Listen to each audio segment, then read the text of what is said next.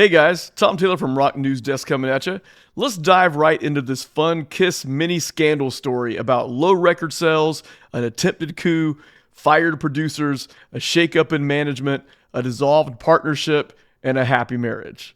When Kiss hit the rock and roll world in February 1974 with their self-titled debut album, they really didn't make a lot of noise, at least not in record sales. Although that record was loaded with songs that would become rock classics and staples of their live shows for the next 50 years, songs like Cold Gin, Strutter, Black Diamond, and Firehouse, it didn't immediately translate to record sales. That first album, produced by Kenny Kerner and Richie Wise, sold a modest 60,000 copies. Considering gold record status is 500,000, no one at Casablanca, the brand new record label, was overly impressed. But everyone believed in the band, so the machine kept rolling. About 6 months later, a new Kiss record hit the streets, Hotter Than Hell. Again, produced by Kerner and Wise. As they had done with the first record, much of it was recorded live in the studio. Most of the songs for the record were written quickly, as opposed to the material on the first record, which had been written in some cases years earlier. The songs Hotter Than Hell, Got to Choose, Watching You, Parasite, and Let Me Go Rock and Roll all made their way into the live set.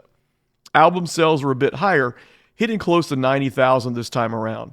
Ticket sales for shows were increasing at a faster rate, and everyone involved with the band could feel the momentum slowly building. But here's where this story really begins. Most fans can tell you Kiss was managed by Bill Aucoin. He discovered Kiss when he caught their show at the Hotel Diplomat in New York City. He had received free tickets and a small press release sent to him by Gene Simmons. He liked what he saw and managed to get them signed to Casablanca as the label's very first act. What many people forget is that Bill Aucoin had a partner in those early days, a woman named Joyce Biewitz. Together, they made up the company Direction Plus, which became Rocksteady. They co-managed Kiss for the first couple years. Joyce began dating Neil Bogart, the owner of Casablanca Records. Now, some people may have seen this as a conflict of interest. When you manage a band that has a contract with a record company, you should want favorable terms for the band, and you should want them to get paid. As manager, when they do well, you do well. When you're dating the owner of a record label, you want a contract with a band that is favorable to the label, so the label makes money, which benefits you.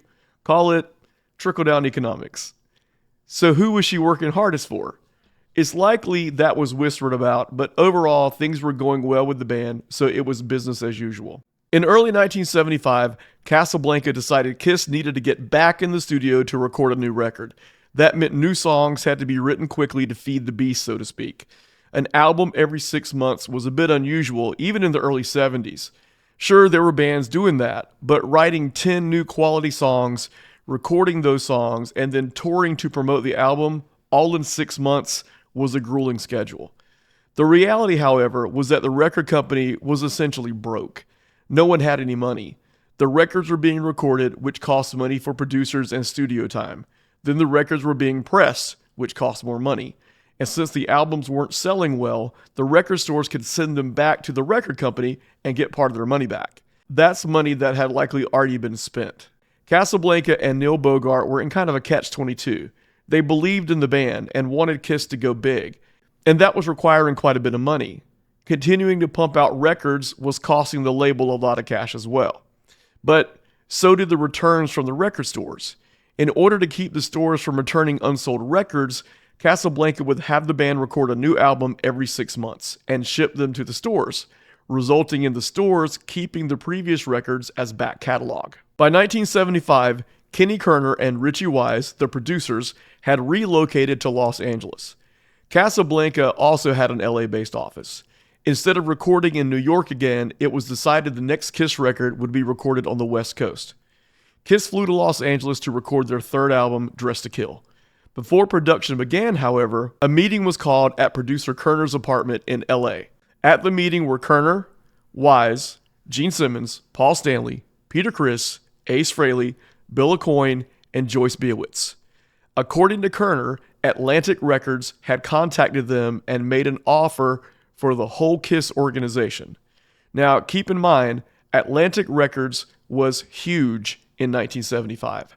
Casablanca Records, on the other hand, was tiny and broke. On the Atlantic Records roster were Led Zeppelin, Jay Giles Band, Crosby, Stills and Nash, Emerson, Lake and Palmer, ABBA, Bette Midler, George Carlin, Aretha Franklin, Willie Nelson. You get the idea. Huge. Kerner said Atlantic Records had offered $1 million.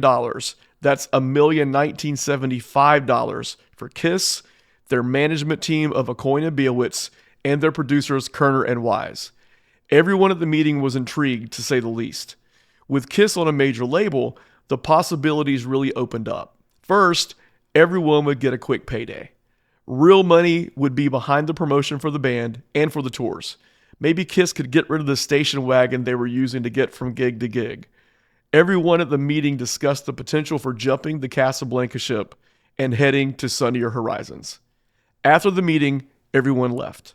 Kiss probably headed back to their hotel. Bill may have gone to his LA office to count theoretical money in his head. And Joyce Biowitz, well, she probably went straight to Neil Bogart's house. The next day, Bogart knew all the details of the meeting. He knew there was a potential coup in the works, one that left him with some money, but no Kiss. He quickly fired Kerner and Wise as producers and decided he would be the one to produce the next Kiss record. Not only did he not like his producers wanting to help poach Kiss from him, but taking over the helm as producer saved money. 2 birds, 1 stone. Sure, he could have made quick money by taking the buyout from Atlantic, but he wasn't letting Kiss go. He had started Casablanca because he was done with the bigger labels he had worked for in the past. Casablanca was his label, and Kiss was his band. Knowing Joyce Biowitz was the source that ratted to Bogart, Bill Aucoin bought out Biowitz and Rocksteady, dissolved their partnership, and Aucoin continued on as Kiss's sole manager. Kerner said Aucoin never held a grudge against Biowitz for spilling the details of the meeting with Bogart. Joyce and Neil Bogart married in 1976, and the Kiss machine kept grinding. Now, I have a question for you. If Kiss had jumped to Atlantic Records, what do you think would have happened? Would the results have been the same? Would the band have been just as big, bigger?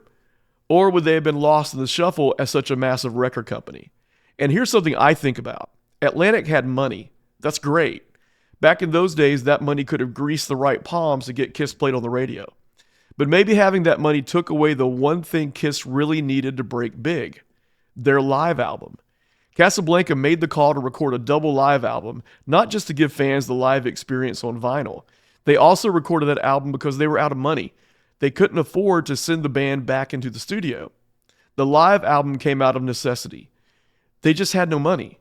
Atlantic had very deep pockets.